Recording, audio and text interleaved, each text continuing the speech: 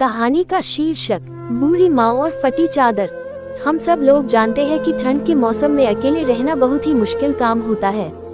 आज की कहानी आप लोगों को बहुत ही अच्छी लगेगी। बात उन दिनों की है जब ठंड बहुत ज्यादा पड़ रही थी।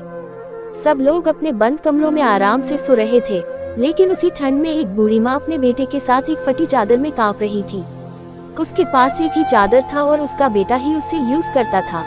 एक दिन की बात है, उसके बेटे ने पूछा, माँ हम लोगों की गरीबी कब दूर होगी? क्या हम लोग ऐसे ही रहेंगे? अपने बेटे की इस तरह की बात सुनकर बूढ़ी माँ ने बोला, नहीं बेटा, एक दिन जब तुम बड़े हो जाओगे तो ढेर सारा पैसा कमाना और हम सब लोगों की गरीबी दूर हो जाएगी।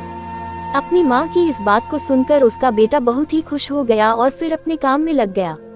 बूढ़ी माँ अपने बेटे को पालने के लिए एक सेठ के यहाँ पर नौकरी करती थी। समय बीतता गया और एक दिन उस बूढ़ी माँ ने अपने सेठ से एक चादर मांगा। सेठ बहुत ही अच्छा था, उसने तुरंत एक चादर मंगाकर दे दिया। चादर पाकर बूढ़ी माँ बहुत ही खुश होकर बोली, एक दिन मैं जरूर इस चादर की कीमत चुकाऊंगी।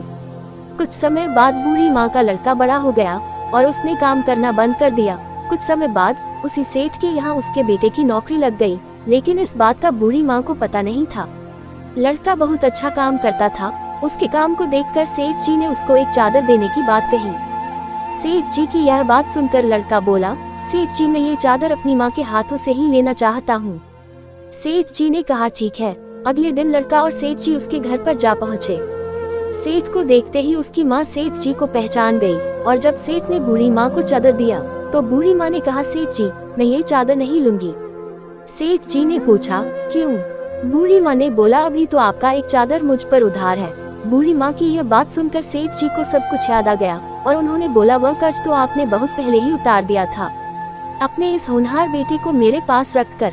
सेठ की बात सुनकर बूढ़ी माँ बहुत ही खुश हुई और बोली, आप जैसा मालिक भगवान सबको दे।